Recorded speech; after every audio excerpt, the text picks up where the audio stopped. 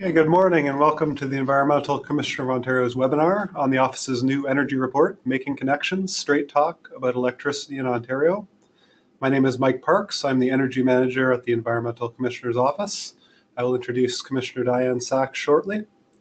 Today's webinar will present the highlights from the first volume of our office's annual Energy Conservation Report, which was released last week. Before we hear from Commissioner Sachs, just a few technical details. We expect the presentation will run about 45 minutes, followed by some time to respond to questions from the audience. We may run slightly past noon, depending on the amount of questions received. You're invited to submit your questions at any time using the question and answer pane on the GoToWebinar window. If you don't see the question pane, just click on the orange arrow, which will expand the control panel. We will hold questions that are received until after the Commissioner's presentation, and then try to respond to as many as possible in the time we have available. The webinar will be recorded and will be emailed to all participants shortly after the presentation. And the webinar and slides will also be available for viewing at our website, eco.on.ca, where you can also download the full report. I'd now like to introduce Commissioner Sachs to present some of the highlights from our report. Welcome, Commissioner. Hello, everybody. Thank you so much for joining us this morning. Hope you got a copy of the report, or at least the summary in front of you. As you all know, oops, that doesn't work. Okay, how do we get this to move on? There we are. Yes. All right, good thing somebody knows how to make the technical parts work. So as you all know, I am the environmental watchdog for the province of Ontario. I was appointed by the three parties as an independent officer of the Legislature. And in addition to my role as the guardian of the Environmental Bill of Rights, I am required by law to report to the Legislature 3 times a year, once on energy, once on climate, and once on environmental protection and environmental rights. And this is the energy report.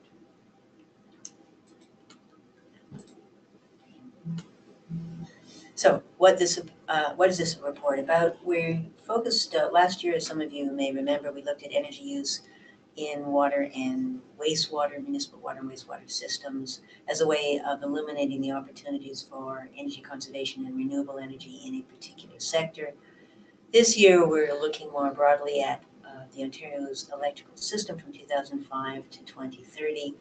We picked 2005 as a start date because it was a year really of particular crisis, a time of particular crisis for Ontario's electricity system.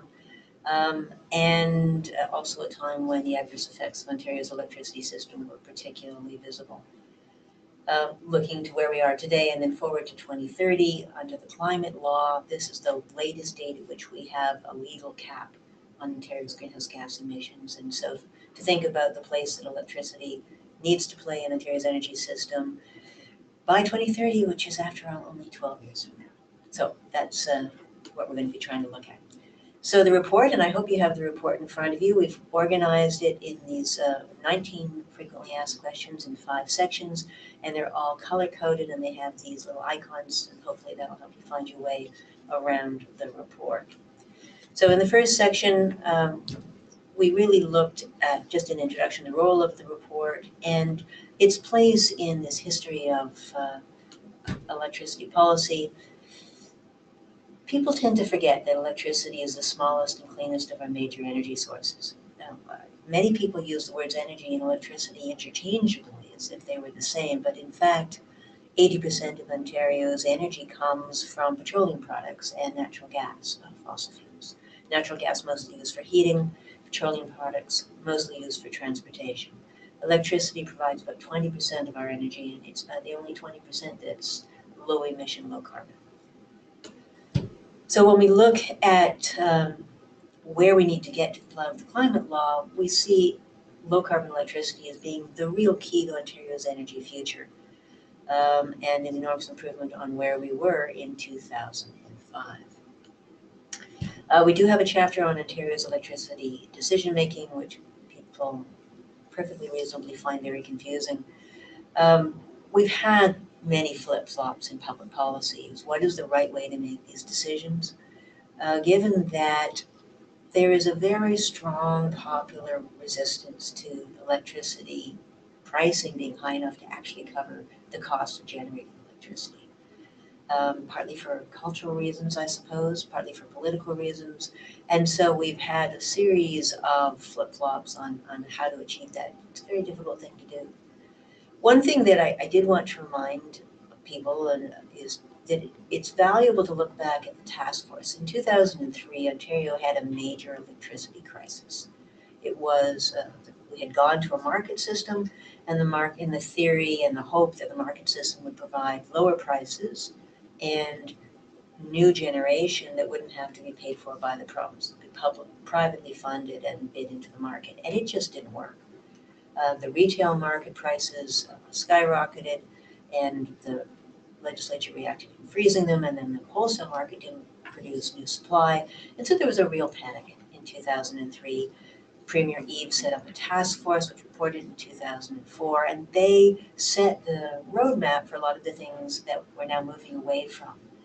The decision to rely, for example, on long-term contracts instead of markets for prices. So it's worthwhile remembering that a lot of the same decisions, the same discussions we're having today, we had 15 years ago, and some of them didn't work out very well. How does demand and supply changed? First, we looked at demand. Again, this is not news. Demand went down quite a bit after 2005, contrary to what the task force expected. And particularly in 2008, with the financial collapse, there was a steep drop in demand. It did recover somewhat after that, but it stayed fairly flat since that time. And there's two types of reasons for it. One is there's less industrial demand, as you can see on the left-hand side of the slide, particularly in pulp and paper. And it's not a surprise to anybody, I think, that we don't use as much paper today as we used to. And certainly, I started my professional life always reading a newspaper every day, and my kids have smartphones. So much less paper being used, and the many of the other industries use less energy than they used to. They've become more efficient, and in some cases, they've reduced production. So the combined effect of that, as you can see on the right-hand side, is that industrial electricity demand is down noticeably, and that matters because it traditionally provided 24/7 demand. Residential demand, as you can see on the right-hand side, has also come down substantially. One of the things that's really interesting is that since 2005, the average Ontario household uses about 13% less electricity than we did in 2005, and that's true even though we have more gadgets that we plug in. But between conservation programs, codes and standards, things don't use as much electricity as they used to. Televisions, washing machines. So residential demand is also down. But one of the things that hasn't changed very much is the pattern of demand through the year, and it varies a lot. We have huge swings. We have daily swings, we have weekly swings, and we have seasonal swings. And that makes it much more complicated to match supply and demand. So you'll see the purple line shows how demand moves in a typical April week. I will say this is not an April week when it snows. This is like looking at last year. So a typical mild spring, imagine crocuses and tulips and things. April week, we wouldn't have a lot of demand for electricity. We still have more in the day than we do at night. We still have more on weekdays than we do on weekends. And you can see a clear pattern when people come home from work, they turn on things. But by and large, the difference between weekdays and weekends is not that big in a typical nice April week. In January, there's a much bigger difference between day and night, although all the way through January, the demand is higher than it is through April. It's higher at night and during the day. And you'll see that in January, the biggest demand for electricity, or one of the big demands for electricity, is for heat. And people need heat even on the weekends, so you can see there isn't as much difference between weekday and weekend, but there's still a big difference between day and night. But our peak demand comes on the hottest days, and that is in usually July or August, and then you can see huge differences between daytime demand, nighttime demand, weekdays and weekends. Now, in terms of supply, we've had a major change in supply since 2005. First, as you can see on the left, In 2005, about a quarter of our power came from fossil fuels. In 2017, that was down to 4%. So that's really a remarkable accomplishment in quite a short period of time for those who care about climate change, which certainly includes me. In terms of where we get our power from, as you can see, we now have a diversity, a whole range of different types of projects, different sources of power, all of which are contributing strengths and weaknesses, advantages and disadvantages to the power system. So we've gone from 5 coal plants to nothing. We've got 18 nuclear reactors, 200 some water power, 28,000 solar projects on homes and businesses, farms all around the province, about 2,500 wind turbines and so on. You'll also see that we mentioned it in 2016 alone, about 16,000 homes and businesses went through retrofits. So conservation programs are continuing to reduce demand. You can see in this chart how demand has changed, how supply has changed over that time. The crosshatch at the top is conservation, which has reduced demand by about 9% below what it would otherwise have been. Reduced peak demand, about 16%. That's really a significant achievement from starting from really nowhere in 2005. You can also see the coal has disappeared and the renewables have grown. Another way of thinking about that is to think about, well, what have we replaced coal with? So we got about 29 terawatt hours of electricity from coal in 2005, and we got almost exactly that, about 29 terawatt hours in 2016 from conservation and new renewables.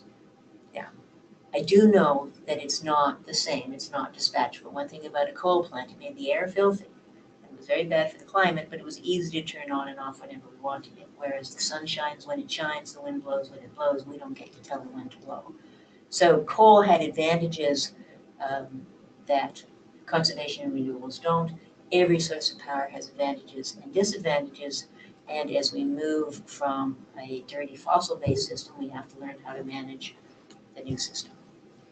So that comes to the question of, well, what kind of power is best? And as we tried to show in the report, every kind of power has things that help and things that don't. So natural gas is certainly, from a local air quality point of view, cleaner than coal. And it's a fossil fuel, so it's easy to turn on and off when you want it. But when the province had to make decisions about its future power supply, it's important to remember that natural gas was really expensive. Look at that price peak in 2005, and which is, the big peak in the middle of the chart. What this is trying to illustrate, we don't produce natural gas in Ontario, we import it. So making power out of natural gas drains money out of Ontario and it's basically a big bet on international fossil fuel markets. Now, as you can see, that bet, as it turned out, worked out. Natural gas prices are at historic lows today. They may not stay there. American predictions are that prices will go back up again. But in 2005 in particular, making a big bet on natural gas looked like a very risky thing to do, and it could still end up being a very risky thing to do over time. In terms of reliability, it's become a commonplace that we have too much power, and that's really not true.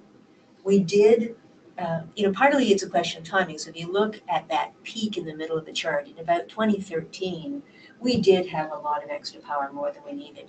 But it's because we were going to close down the coal plants. As it was, the province had to delay closing the coal plants, which were originally scheduled to be closed by 2007, because there wasn't enough power. You can see on the left-hand side of the slide, we didn't meet our reserve requirements in 2007, 2008.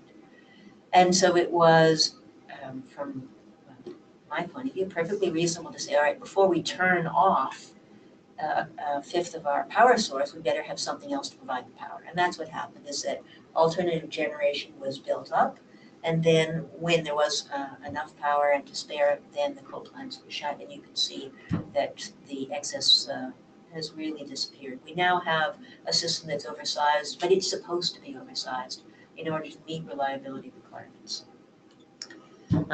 That's another way of looking at enough, but not too much. How do we deal with variability of wind and solar?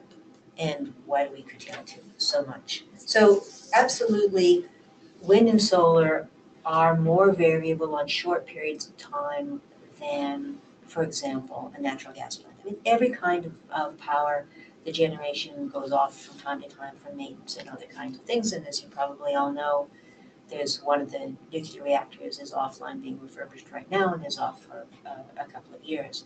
But wind and solar are variable in a very short time period that we don't control. You can't sort of snap your fingers and say, sun, we'd like sun right now, please. So that has benefits and challenges, and there's a number of mechanisms to manage them. And in Ontario, we have the opportunity to learn from other jurisdictions. So these stats that you're seeing here are from 2016. As you probably know, solar and wind are the fastest growing sources of electricity around the world, and so these numbers are much higher now than they were in 2016. Portugal, for example, had more than 100% of its energy, of its electricity, coming from solar and wind in March. Costa Rica's been at 100% renewable power for 300 consecutive days. Spain's solar and wind are up again. But the point of this chart is simply to show that there are many jurisdictions who have much larger shares of variable in renewable power, mostly solar and wind, than we do. So we can learn from them. And one of the key messages is that we need to run our power system somewhat differently when we get a lot of power from the sun and the wind. The International Renewable Energy Agency put out an excellent report in November on making using high levels of variable renewables in a modern electrical system. And Ontario is starting to learn some of those tools. One of the other things that was interesting for me when I was doing this report is to realize how invisible the role of solar and wind often are. Like many people, I like looking at those little apps. The independent electrical system operator has this power data website, and you can go at any time and say, where are we getting our electricity today? And lots of people like to do that. This is great fun. But one of the interesting things about it is that 87% of our solar and 12% of our wind don't show up on that supply tab. And it's because they're not connected to the big transmission grids. They're connected to local distribution utility power lines that don't directly communicate with the ISO. So they show up indirectly because demand is actually higher than the ISO reports, but it doesn't show up directly. And that also means that most of the benefit of solar is invisible because as I showed a few slides ago, the biggest impacts on our electricity supply and a very large number of the costs come from meeting peak demand. That's where most of the costs are from. And our peak demand is on hot summer afternoons. And guess what is shining on hot summer afternoons? Is the sun. But most of the solar energy, which is providing electricity at exactly the time when we need it the most, isn't showing up because it's embedded. It just makes the peak look lower and later than it otherwise would. Another thing that I hear often from people saying is, well, we have too much electricity, and so and then there's various things we shouldn't conserve, or we shouldn't get more power. And this is really a misunderstanding because sometimes we have too much electricity and other times we don't. So if you look at the top line, going back to, again, a normal warm April, not the weekend we just had, you can see the gray shaded areas indicated by the blue arrow. The dotted line is indicating basically baseload electricity. Electricity production where we don't save any money by trying to turn it off. So you don't save any money by trying to turn off nuclear. It costs just as much whether it's making power or not. And you don't save any money by trying to turn off wind because it doesn't cost anything. When the wind blows, you get the power. So you don't save any money by not taking the power from either solar or wind or nuclear. And that dotted line indicates the amount of power that they produce. Also, some of the water facilities don't have dam capacity, and so you have to use the water then or lose it.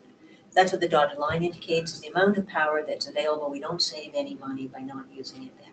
And you can see on a warm spring or fall week, typical one, there's lots of that shaded gray, where some of the power that's being generated or is available, we don't need it here. But then look at July, and you can see that on a normal week, we have a little bit of surplus weekend nights, but we sure don't have much surplus during the week. And in fact, if you look at the red arrow showing where the peak goes, sometimes we are really straining to meet demand 3 times in the last 3 years. The ISO has had to notify the continental electricity distribution that we're completely tapped out, absolutely at our limits. So, so there we go. Sometimes we have more than we need, but that's because our demand is low. When our demand is high, we need everything we've got. Now, if you go back to those typical April, so we have more power than we need sometimes. And that meant in 2016 that there was about 13% of the electricity that we had available, we weren't going to save any money by not generating, that we didn't need. And it was even higher in 2017. So what did we do with it? Well, you can see that the blue indicates 87% of the power generated we used in Ontario. About 8% was exported, and yes, we make money exporting power. We don't lose money exporting power. But the rest was curtailed. That was simply wasted. That means you're just spilling water over a dam or turning off the turbines when the wind is there. That is a complete waste of money and a complete waste of clean power. And we waste quite a lot of clean power. So you can see on this chart how much we've been wasting and how high it was in 2017. And as you can see, we waste quite a lot. Not very much nuclear. It's difficult and expensive to curtail a nuclear plant. Waste a lot of water. But proportionately, proportionate to the supply, we waste the most wind. And that shows up and distorts the reported figures on what wind costs and how much it produces. So about a quarter of the wind that was available last year, wind power, was curtailed or wasted. We think this is a waste. We shouldn't do it. We should find better ways to use the power. And there are some that we're just not doing. Prices, of course, very important to lots of people. These figures are all after inflation. So as you probably know, there's been roughly 20% inflation since 2006. And on top of that, monthly electricity bills went up about 19%. And that's even after the 13% reduction in average residential consumption. So definitely electricity rates have gone up a lot. As you can see, they went down again in 2017 with the Fair Hydro Plan. But that's really just like not paying off your credit card. 80%, we're only paying through our rates 80% of the cost of today's electrical system. And we're borrowing, Ontario is now borrowing $2.5 billion a year to not pay our electrical bills. But we're going to have to pay all that money back later with $21 billion in interest. So definitely the system costs more. As you can see, we've, again, these are constant dollars adjusted for inflation. The electrical system costs more. You'll see on the right-hand side, where has the money gone? Almost all of it is going to additional sources of power. So if you go back to 2003, 2004, other than the water power resources that we had, most of Ontario's generating assets were reaching the end of their useful life. So there was an enormous need for investment to either refurbish or replace all of those generating sources, bring them up to date, reline reservoirs or whatever. One of the things we often hear people say is that the sale of Hydro One is pushed electricity rates up. And as you can see, transmission, which is the gray, has actually gone up less than inflation. So after inflation, it's gone down. Small amount for conservation, a small amount for local distribution. One of the things that has come off people's bills is the debt retirement charge. This was to pay down the stranded debt from the old Ontario Hydro days, some of that for nuclear cost overruns. That came off residential bills in 2017. It came off other bills 2 weeks ago, March 31st, 2018. So how have the costs and production changed? This is not adjusted for inflation. As you can see, with coal, we don't use anymore. Wind, one of the things that's here is you see all of the costs of wind, but you don't see all the power. You only see the power that the ISO accepted. And since the ISO preferentially curtails wind and water, the the contribution of wind to the system is underestimated in this. But anyway, the most new power is from wind, the second is nuclear, solar, and so on and so forth. See that in the chart. Another way of looking at it is unit costs. And again, as you can see, no surprise to anybody, I think, at this point, solar and bioenergy on a unit cost basis are the most expensive. We know that solar costs have come down enormously quickly over the last decade, and particularly since 2010. The Chinese have driven down the cost of solar dramatically, but because we have long-term contracts as recommended by the task force in 2004, we will have to pay for 20 years for the cost of the early solar, which it was fairly expensive. But as the years go on, we expect this cost to come down, both because later projects are less expensive. The feed-in tariff rates came down repeatedly during the process, and also because we expect, and the government expects, that after the first contracts, we expect the solar and wind projects to continue to produce power at much lower rates once their capital cost has been paid, because as I mentioned earlier, their operating costs are almost nothing. We also note on here what the prices of both wind and water would be if you looked at what their total contribution to the system and not just what was turned off. So wind is reported at 16 cents a kilowatt hour, but actually it was available at 13 cents a kilowatt hour. We just didn't use a quarter of it. There you go. Another way of looking at it is how much of your monthly bill. Since the average household uses 750 kilowatt hours a month, that would be on average about $125 for a monthly bill. So how much of that is for the things we hear talked about so much? So the gas plant relocation, about 25 cents a month. The Ontario Hydro stranded debt used to be about $6 a month, as I say. It's been taken off the bills now. Salem Hydro won nothing. Selling hydro surplus power to the U.S. has saved about $1.30 on $1.40 on a typical monthly bill. Now, where are rates going? Well, we know they're going up. They have to go up. They have to go up because we're not paying our credit card bill, and we will have to pay back the money that we borrowed. So this is the chart from the long-term energy plan of 2017, and the government advertised this as showing that in the long run, electricity bills are going to be lower than they would have been otherwise. It's really a bit of a misnomer, because if you look at the red arrow at the bottom, you see a key difference. The last two long-term energy plans used the figure of 800 kilowatt hours for the typical home consumption. But the new one, the yellow line, is using as a typical home consumption 750 kilowatt hours. So we can't tell exactly because the ministry doesn't disclose the numbers, but probably most of the alleged savings are coming from either borrowing money from which we're going to have to pay back, or the change in the assumed consumption of an average household. So we know rates have to go up, and they'll go up a lot. It's also important to remember all of the figures that we've talked about so far have been about average households. And there's lots of households that aren't average. There are two, as you can see, for the average monthly, just to finish talking about averages a little bit more, for the average family, about 3.5% of their income is going to home energy, so about $210 a month. But lots of families don't have average incomes.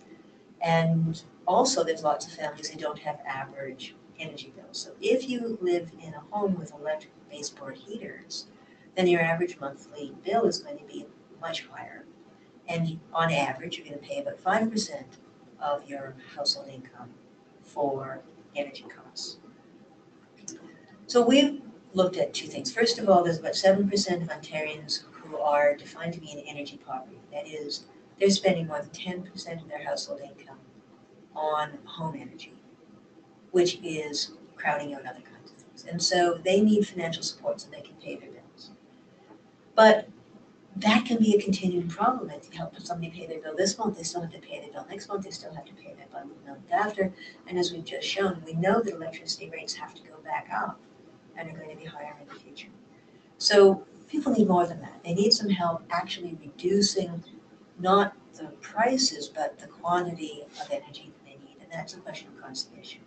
We do have a lot to be proud of in conservation, but we've got a tremendous amount of more opportunity, and we'd like to see those conservation programs focus better. Two areas that are really important. One is to focus conservation better on times of peak demand when it does the system the most good. But in terms of customers, the customers who need the help the most are the 16% who have electrically heated homes, particularly if it's baseboard, and then those with energy poverty. So we've made some recommendations about that. Yeah. Right. So I do want to remind people, please submit questions. One of the fun things about a webinar always is getting a chance to hear your questions and to try to answer them as best I can. So please send in your questions. All right. The next section is all about the environmental impacts of Ontario's electricity sources, and they all have impacts. So, as I've said a couple of times, there's just nothing that's perfect other than conservation. Every other source of electricity has adverse effects. And generally speaking, people feel really strongly about at least one of them. Some people feel most strongly about nuclear waste, some people feel most strongly about wind turbines, some people feel very strongly about dams and flooding and greenhouse gases from reservoirs and mercury and other kinds of things, and disruption of First Nations communities. They all have impacts. And so we looked at some of those impacts. We do make some recommendations about them. There is some control by the Environmental Review Tribunal on the environmental impacts of projects that are governed by renewable energy approvals, which doesn't include water power projects, but it does include wind and solar and bioenergy. And as you can see on this chart, most of the appeals to the Environmental Review Tribunal since the Green Energy Act was passed has been about wind projects, which again is really a surprise. And the wind appeals have been made on two grounds. One is very powerfully held belief by some that there are adverse health impacts on people from wind projects, and also environmental impacts. And the Environmental Review Tribunal has held, I think the human health issue was raised in all of the 46 wind appeals. We know that there's 170 roughly reported decisions from tribunals and courts in Ontario relating to wind, and many of those also relating to concerns about human health. And the result was that one renewable energy approval was turned down. That was because it was proposed to be a wind farm very close to an airport, and the tribunal felt that that was an unacceptable risk to aviation safety. They rejected all the other claims on human health. But they did find that several of the proposed wind projects would have undue adverse impacts on wildlife, particularly the access roads and the landing turtle risk created by the access road in Ostrander Point as an example. In terms of climate, and those of you who listen to my other webinars know how persuaded I am, and I think I could persuade you that climate is the biggest risk facing all of us. So greenhouse gas emissions are very important. And you can see what electricity changes have done to Ontario's greenhouse gas emissions. There have been some other improvements, including industry, as I mentioned earlier, but the big impacts in Ontario have been from electricity. So if you go to 1990, you can see that our greenhouse gas emissions and our air pollution were fairly high in the early 90s, and they dropped dramatically when the Darlington nuclear plant opened around 1992. And then in 1997, when 7 of the nuclear plants had to be closed, in fact, 8 nuclear units were closed in the late 1990s, 4 at Pickering and 4 at Bruce. And look what happened to our greenhouse gas emissions. We ramped up coal, and at the same time also air pollution skyrocketed. And there was a huge outcry from public health organizations, even from other jurisdictions. And in the 2003 election, all 3 parties pledged to shut down coal. And as you can see, we did gradually do that. A lot of the units were kept running until 2013, as I mentioned earlier. The final coal plant was closed in Ontario in 2014. And you can see what happened to our greenhouse gas emissions.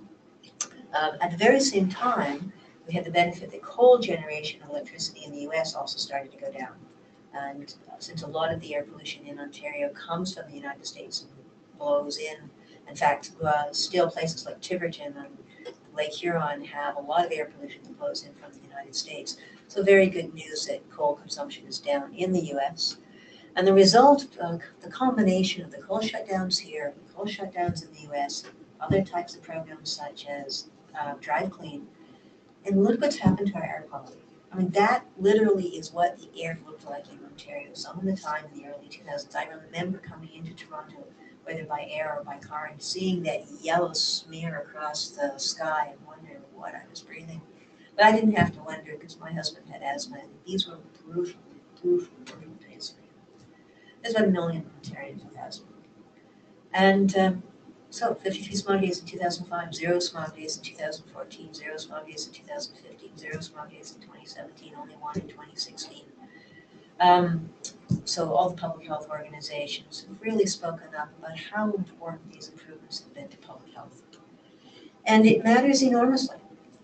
Clean air has all kinds of benefits, health benefits, economic benefits. The Regional Greenhouse Gas Initiative in the US has done one of the best studies on the economic benefits of reducing coal use, and basically it's a lot. So then we look at the future. So that's what the little binoculars are for, looking forward into the future. So starting with the long-term energy plan, and as faithful listeners will know, we put out a special report late in 2016 as the province was developing its long-term energy plan, saying, here are some big pitfalls, don't make them. And guess what? They made them. So anyway, the long-term energy plan, this is their prediction. They say, yeah, electricity demand is going to stay flat. We don't need new supply, and so we're going to keep costs down.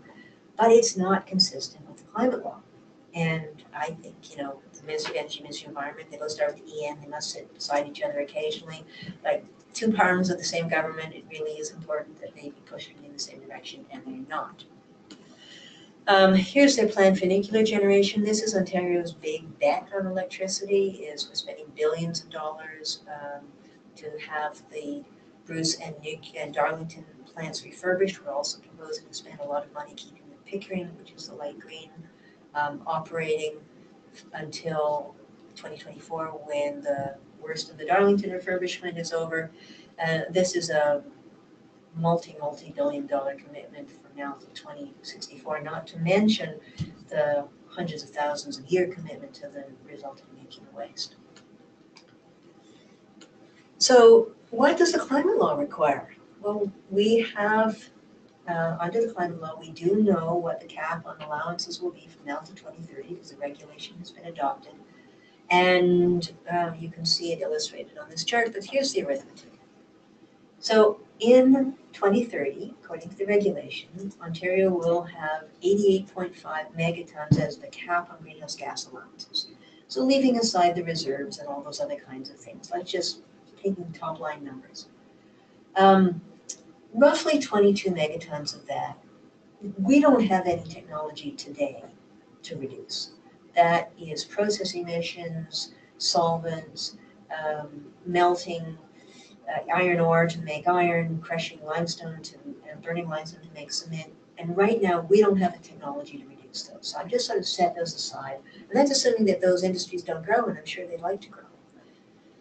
But that leaves about 66.5 megatons. And then some of that should be in the reserve. But again, ignoring the reserve, and then adding back in the 7 megatons that could be from offset credits. So maybe 73 megatons maximum could be available for fossil fuel burning in Ontario in 2030. And the reason we don't think we can count on allowances from other countries is in our climate report, but I'm glad to talk about that at this time. So 73 megatons, I don't know how much that is. So let's compare it to how much we emitted from burning fossil fuels in 2015. It was 126 megatons, and we know it's gone up since then. At least petroleum products for transportation have gone up since then. So basically what we're saying is that by 2030, within the working life of my car and my furnace, we have to have emissions from fossil fuels that are at least 40% lower than they are today. That's astonishing. How are we going to do that? So we looked at, and maybe there'll be great new technology. All you bright students keep working away, come up with great new things. But I don't like to count on magic. So what can we do with what we actually know how to do and get to that? So we looked at the Tribunal report, well, we commissioned some analysis, and we said, all right, well, we could do a lot more conservation than we're doing. So that's the hatched area at the top. We could get some direct use of renewable fuel and biofuels. That's the green area at the bottom.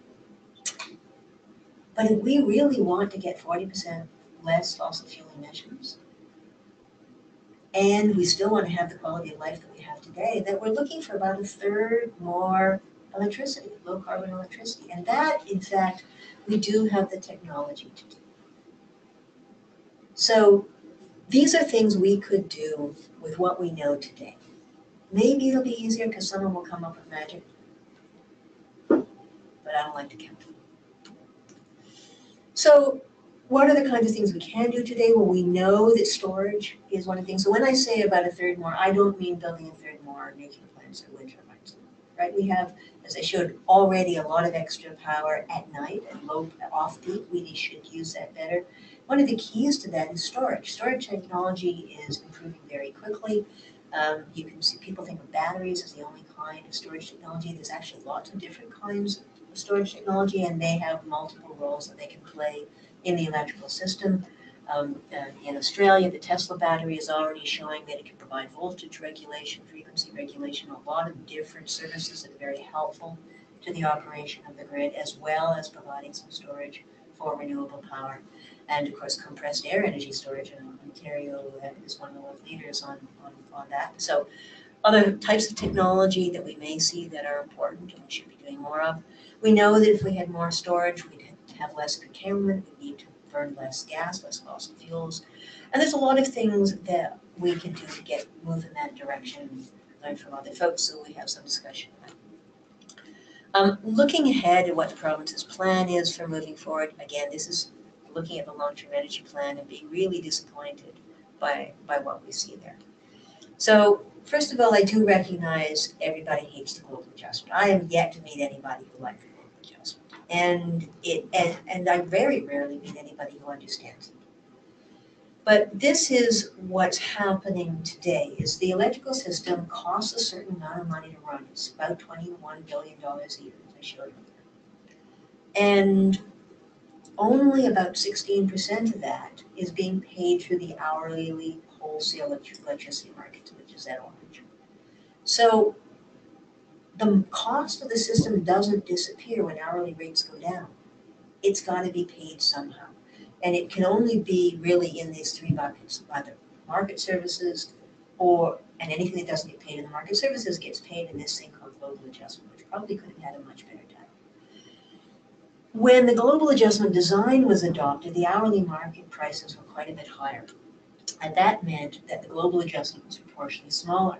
But as you can see on this chart, the hourly rates have gone down, plunged, since this market design was chosen. And that's because, as I said earlier, both nuclear and renewables have very low marginal costs because it costs the same whether you're making the power or not. And so if the marginal costs are very low, the hourly price can be very low. If demand is low, which it is some of the time, so hourly prices have sunk, and that means automatically more and more cost has had to go into the global adjustment. So now we have the province going back to this in the long-term energy plan, basically saying the absolute opposite of the task force in 2004, and say, well, we should get rid of long-term contracts. We should go back and bet everything on the wholesale market, and it's all going to be great. And well, I'm a skeptic because it didn't work before. And if you can't get a long-term contract, then which would you build? Something that has very low construction costs, even though it's got high emissions and high operating costs, or something that has high construction costs but will have very low emissions over a longer period of time? In order to build a low carbon electricity system, you need long-term contracts.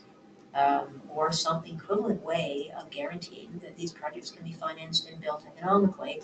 And I don't see that in the market renewal yet. I know there's committees talking about it, but basically it just seems to me a repeat of where we were in 2002 when everybody said, oh yeah, markets will be cheaper, it's going to be great. Well, maybe. We've also got the complete abandonment of anything that would allow people to sell renewable energy into the grid. So the feed-in tariff has been canceled, the micro feed-in tariff has been canceled. Instead, we have this net metering thing, which is not at all like a feed-in tariff. It doesn't allow you to make money selling power to the grid. All it does is allow someone to reduce their own bill. So if some of the things that are being considered is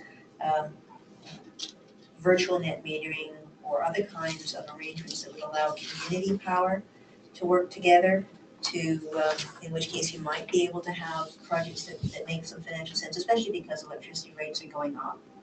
And a market renewal might, net metering might allow someone to pay for the technology that will keep their electricity costs much more stable over time.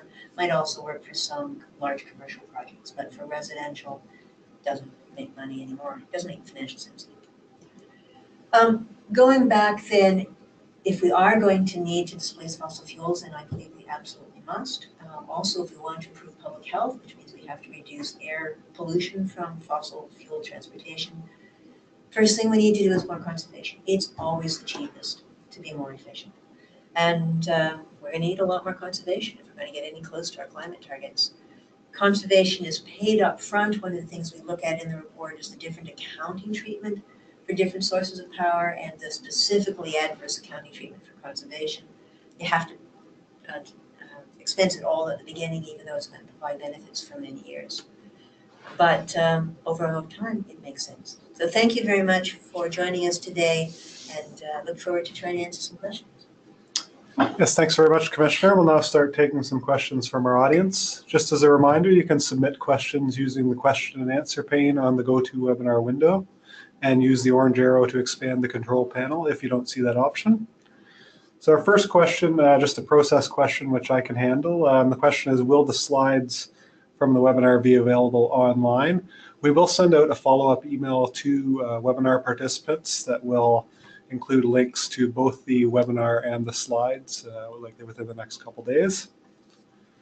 So our next question, how will we convince the people of Ontario to change their lifestyles to meet our environmental commitments?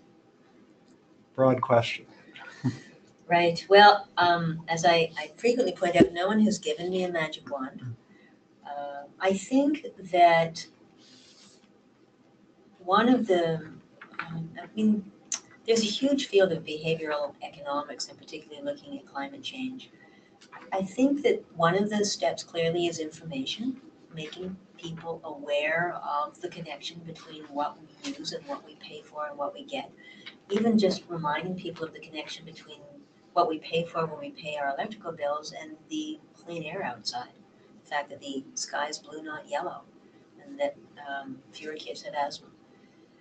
So information is one piece. Pricing signals is a very big one. This office is on record repeatedly pointing out that we should have time of use rates that are much larger so that we reflect the true cost of power. And what that also means is that the off-peak prices would be much less. It is much, much cheaper to ride peak power off-peak than it is at peak. As I mentioned earlier, providing power at peak is disproportionately expensive. And so, it's not a big change to your lifestyle to program the washing machine so that it runs at night instead of in the afternoon. And that's one of the things we have to do. Another really important thing is not just hectoring people, but actually changing the infrastructure to make it easier. So if we build complete communities, as the Crombie Committee described, so that people have easy walking and active transportation access to the places they need to go, so they don't have to spend an hour and a half each way each day in a car to get to work or to school, well, then people can make much better choices. So building a society that makes better choices available is certainly another important part of it. And then there's the cool factor. What I understand from Plug and Drive, almost everybody who drives an electric car wants one because it's more fun. That's certainly what's happened on my street. One of my neighbors borrowed my car for 10 minutes and then wants one.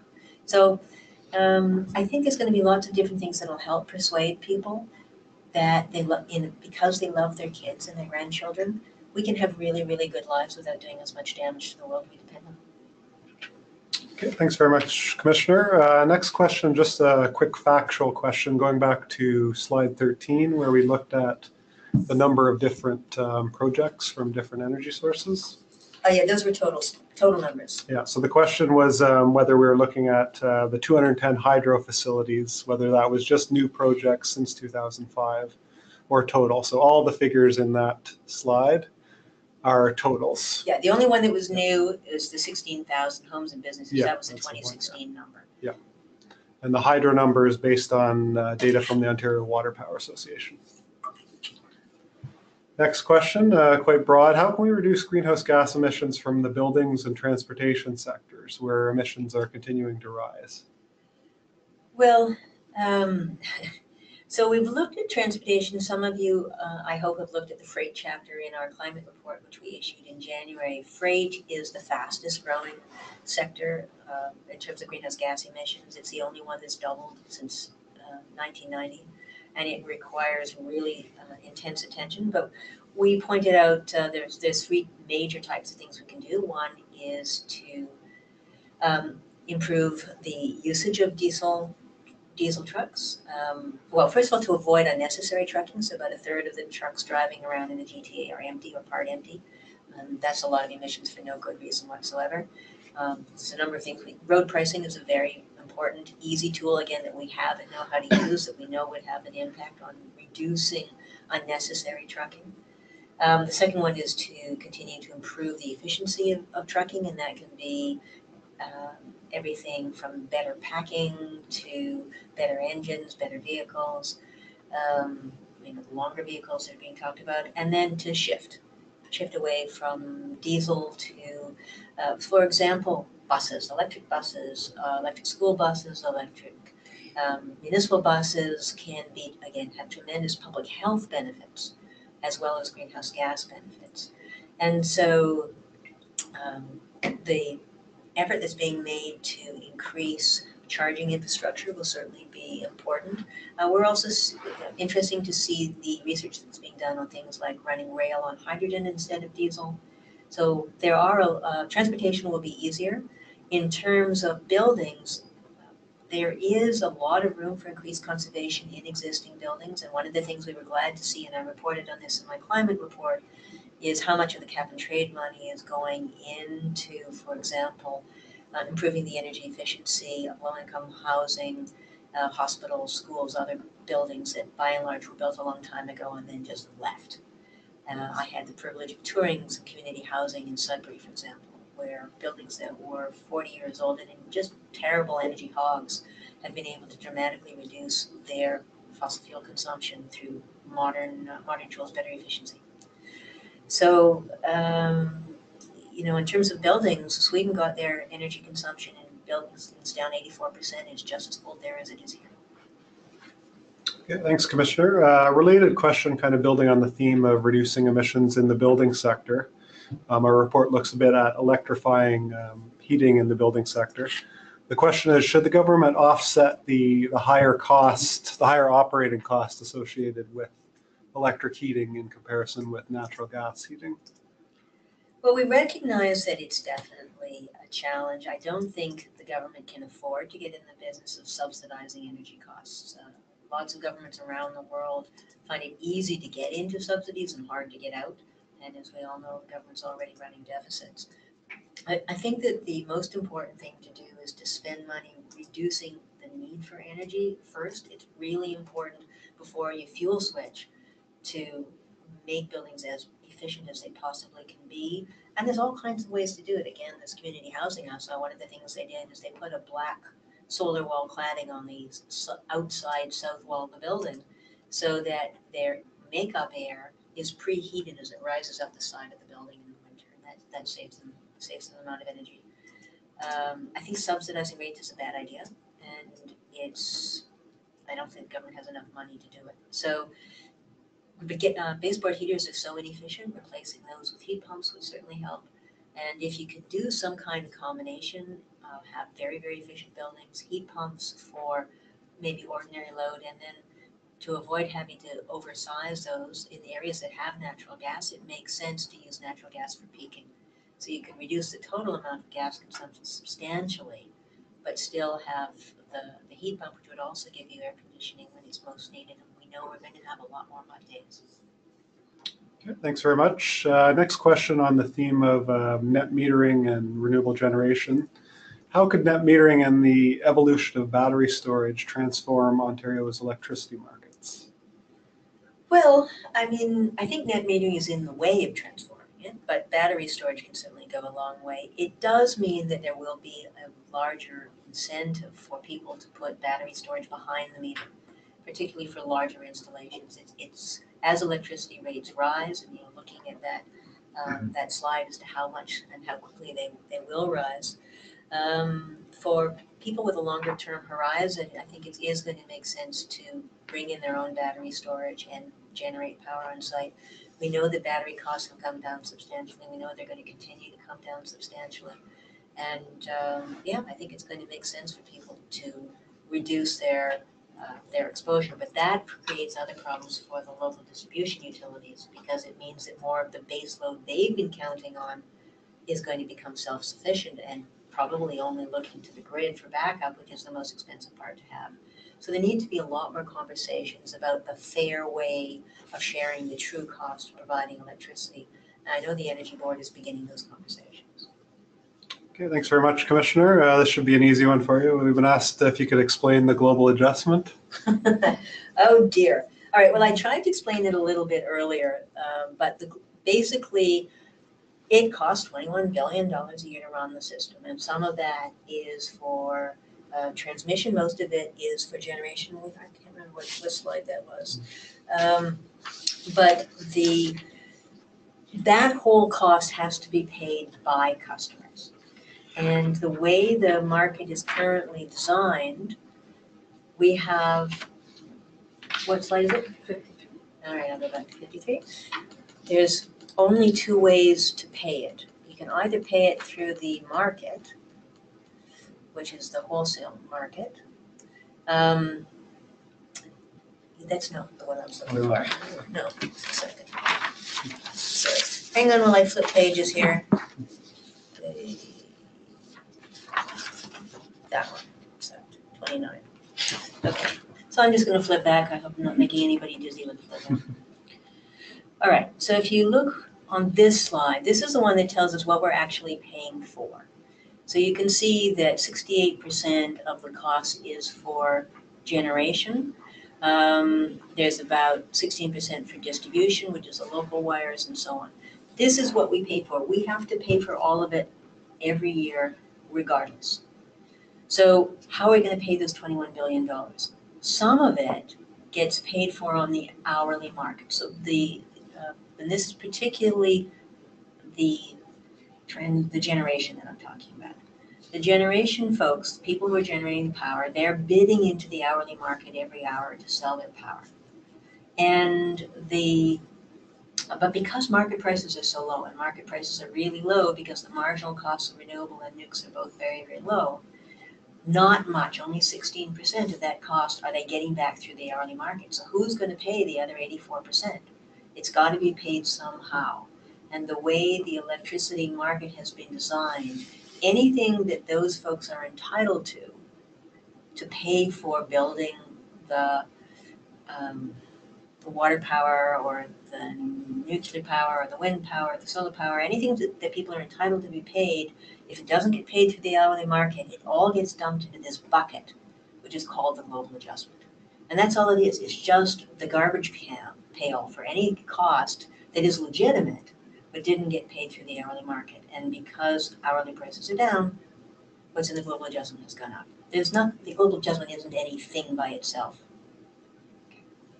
Okay, thanks very much. Next question, going back to transportation and electrification. What impact can electric vehicle overnight charging have on reducing peak demand for the electricity system? So, it is very important for people, especially people who buy electric vehicles in order to do good things for the planet. It's really important to charge your car overnight, not during the day, and particularly not during hot peak times. And all the newer cars have programmable things on their dashboard, so you can make sure that happens. Charging cars at night doesn't reduce peak electricity. Not very much peak demand is for charging electric vehicles at the moment. But what it can do is it can help use the surplus power that we often have overnight. There is some possibility of using home vehicles as emergency power. So that's still being studied to some extent. I mean, on a small scale, if you have an electric car and there's a power outage, you can charge your phone and go out and plug it in the car. But a bigger sort of vehicle to grid support is still being studied. The big question is it worth the degrading the vehicle battery? Would it degrade the vehicle battery, and if so, is it worth having? So nothing directly, but in the long run, it's definitely part of how can we shift from fossil fuels to electricity without increasing the peak amount of electricity we need. Key thing is to use more power off peak.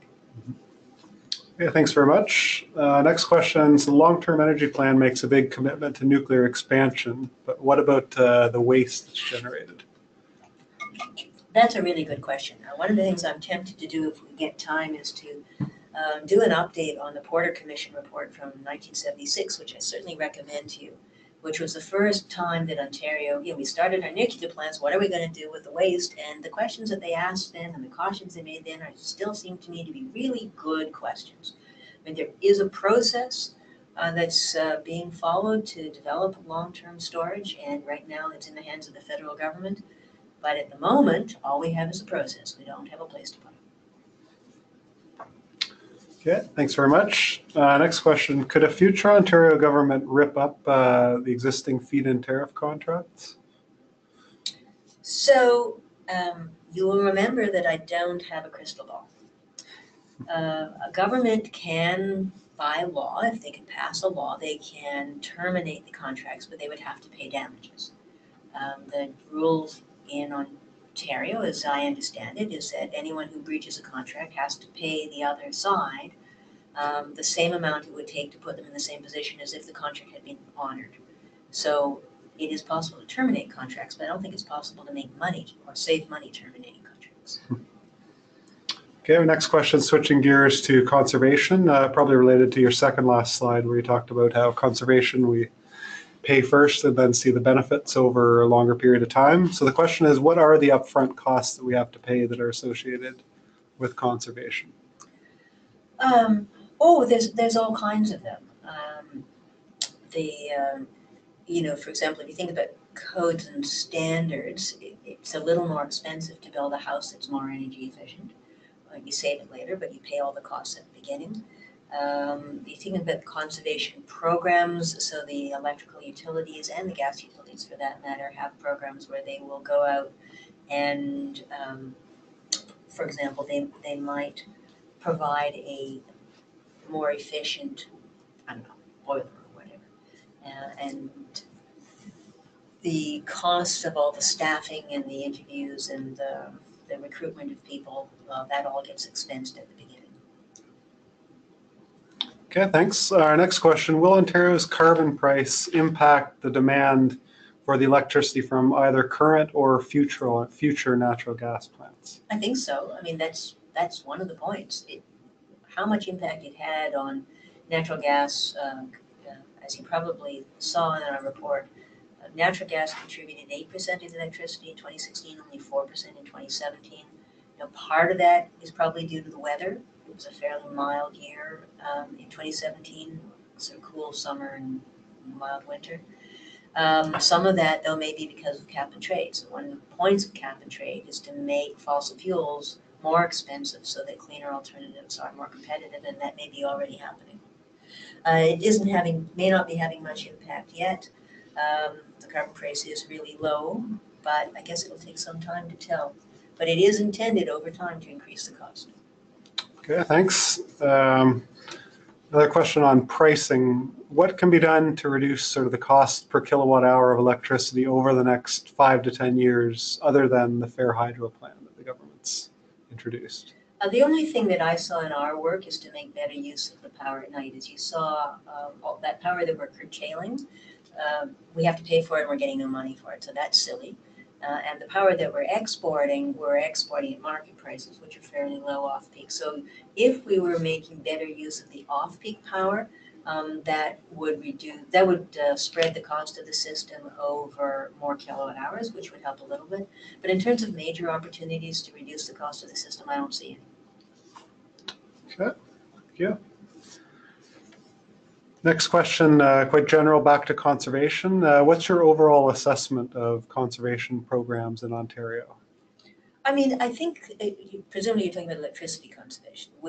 There's no effective conservation programs on transportation fuels. There's some conservation programs on natural gas, although not nearly as large as the ones for electricity. On electricity in particular, my major concern is that they're not focused where they need to be focused. The metric is total electricity reduction, which is not a good metric.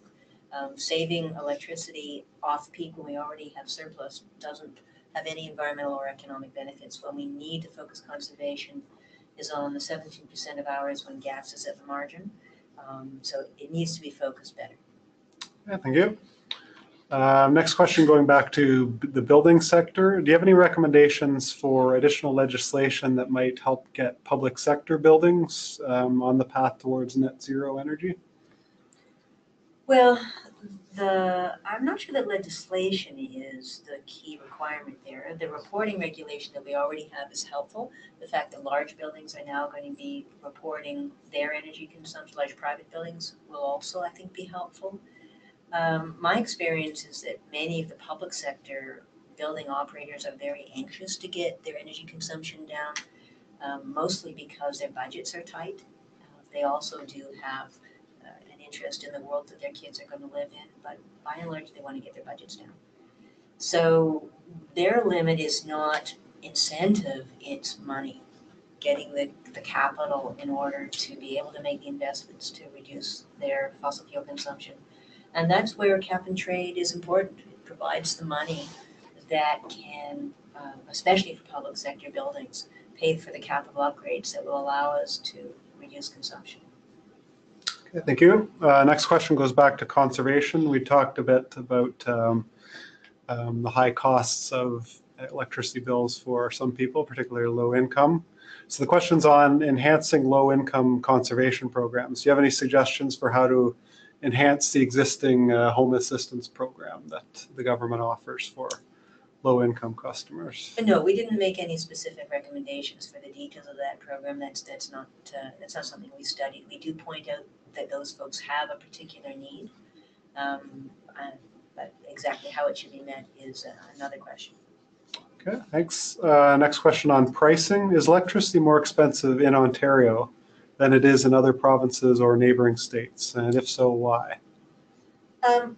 So leaving aside the Fair Hydro Plan, electricity is more expensive in Ontario than it is in other provinces, although not in many of the American states. I mean, the best answer I guess I can give to that is that when we talked about this a little bit on our energy report last year. If you think about a car, if you buy a car and you don't maintain it, and you run it into the ground, and then you have to buy a new car, or you have to rebuild it from scratch, you spend a lot of money. And we keep doing that in Ontario. We keep deciding that keeping rates down is the most important thing, and then run the system into the ground, and then have to spend a whole pile of money catching up again. We're also unlucky, I suppose, in that compared to the neighboring provinces, Manitoba and Quebec, they have huge water power resources, which they developed and were able to develop, notwithstanding the enormous environmental impacts and the impacts on First Nations communities and so on. But those hydro facilities, once they're built, they're relatively inexpensive to operate. We don't have that. Okay, thanks, Commissioner. This is the last question we've received. So if you have any more questions, please get them in right away. So the last question we have right now is there a benefit to localized electricity generation? And if so, who is helping localized electricity generation happen? Yeah, there's a lot of benefits to distributed generation, which means instead of having a giant nuclear plant in Darlington and then running big transmission lines everywhere, having power closer to where you need it. One of the folks that spoke to me at a recent talk was pointing out the very high line losses in rural areas where you have really long lines to feed a fairly small number of households and very high line losses. And there's a lot of benefit in terms of resilience to the increasing number of storms we're going to have as well, to having more power generated close to the people who need it in about the right size for the people who need it. Some of that resilience benefit isn't being fully achieved right now because although we do have, I think as we said, 28,000 solar installations across the province, they're not always set up so that you can automatically have your lights stay on if the power goes out. There's more we can do with distributed generation, but it was one of the major purposes of the Green Energy Act. It was one of the reasons that the solar projects have been relatively expensive, because we decided in Ontario to emphasize having solar that anybody could have on their home, in their farm, on their business, on their roof.